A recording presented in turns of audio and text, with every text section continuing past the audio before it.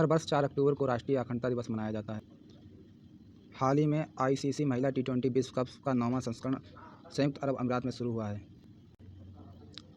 हाल ही में मेक्सिको की पहली महिला राष्ट्रपति के रूप में क्लाउडिया शिनबाम ने शपथ ली है। हाल ही में श्रीलंका के क्रिकेट खिलाड़ी प्रवीण जे विक्रमा को अच ने 1 साल के लिए क्रिकेट के सभी रूपों से बैन कर दिया गया।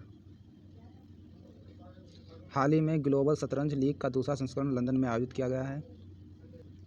हाल ही में इजरायल ने संयुक्त राष्ट्र महासचिव एंटोनियो गुतेरेस के देश में प्रवेश पर प्रतिबंध लगा दिया है। खो खो विश्व कप 2025 का आयोजन भारत में किया जाएगा। हाल ही में आईएसएसएफ जूनियर विश्व चैंपियनशिप में दियासी ने भारतीय निशानेबाजी में स्वर्ण पदक जीता है। दुबई में वर्ल्ड ग्रीन इकोनॉमी फोरम का उद्घाटन किया गया है। हाल ही में नीति आयोग ने तेलंगाना में महिला उद्यमिता मंच की शुरुआत की है। प्रतिवर्ष 5 अक्टूबर को दुनिया भर में विश्व आवास दिवस मनाया जाता है। नई दिल्ली में कौटिल्य आर्थिक सम्मेलन का तीसरा संस्करण 6 अक्टूबर को तक चलेगा।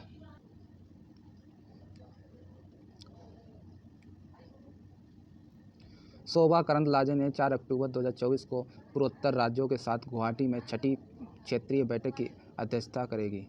भारत, नेपाल और बांग्लादेश ने भारत के पावर ग्रिड के माध्यम से नेपाल से बांग्लादेश को 40 मेगावाट बिजली निर्यात करने के लिए एक त्रिपक्षीय समझौता पर हस्ताक्षर किए हैं।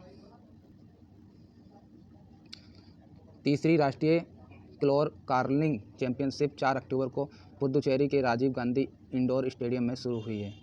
हाल ही में केंद्रीय मंत्रिमंडल ने मराठी, पाली, प्राकृत, असमिया, बंगाली भाषा को शास्त्रीय भाषा का दर्जा देने की मंजूरी दी है। हाल ही में अमित शाह ने अहमदाबाद में नवनिर्मित पुलिस आयुक्त कार्यालय का उद्घाटन किया।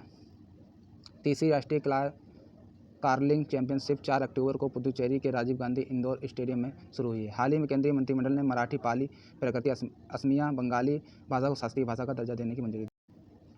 हाल ही में अमित शाह ने अहमदाबाद में नवनिर्मित पुलिस आयुक्त कार्यालय का उद्घाटन किया। हाल ही में बायो सीएनजी संयंत्र वाली लाल टिपारा गौशाला का उद्घाटन मध्य प्रदेश में किया गया है। बिहार के मुख्यमंत्री नीतीश कुमार ने पटना में नवनिर्मित बापू टावर का उद्घाटन किया है। भारतीय रिजर्व बैंक की स्थापना कब हुई थी? 1 अप्रैल 1935 में। भारत में पहली पंचवर्षीय योजना कब शुरू हुई? 1951 में, 1 अप्रैल 1951। भारत में सबसे अधिक कृषि भूमि किस फसल के अंतर्गत आता है? चावल। इस समय भारत का सबसे बड़ा राष्ट्रीय एकीकृत उद्यम कौन सा है? भारतीय रेलवे। राष्ट्रीय विकास परिषद का पदेन अध्यक्ष कौन होता है? प्रधानमंत्री। भारत निर्माण योजना का संबंध किससे है? अवस्थापन विकास से। किस राज्य में सर्वाधिक अनुसूचित जनजातियां निवास करती हैं? मध्य प्रदेश में। भारत में प्रच्छन्न बेरोजगारी समानता किस क्षेत्र में दिखाई देती है? कृषि क्षेत्र में। प्रथम पंचवर्षीय योजना में किस क्षेत्र को सर्वाधिक प्राथमिकता दी गई? कृषि क्षेत्र को। अंत्योदय कार्यक्रम का मुख्य उद्देश्य क्या था? गरीबी में सबसे अधिक गरीबों की सहायता करना। बुल एवं बियर शब्द किससे संबंधित है? शेयर बाजार से। भारतीय अर्थव्यवस्था के उदारीकरण का अग्रदूत किसे कहा जाता है? डॉक्टर मनमोहन सिंह को। द्वितीय पंचवर्षीय योजना में किस क्षेत्र के विकास पर सर्वाधिक बल दिया गया है? उद्योग क्षेत्र।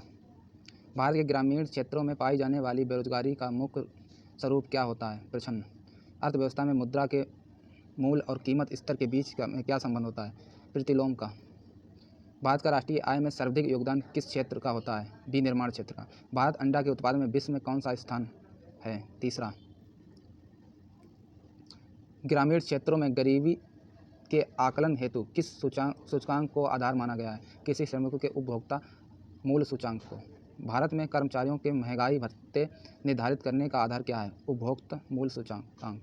बजट घाटा का क्या अर्थ होता है? कुल प्राप्तियों एवं कुल खर्च में अंतर। भुगतान संतुलन के विवरण होने की दशा में कौन सा कदम स्थिति सुधारने में सहायक होता है? अवमूल्यन। पंचवर्षीय योजनाओं के इतिहास में भारत की सर्वाधिक असफल योजना किस योजना को माना जाता है?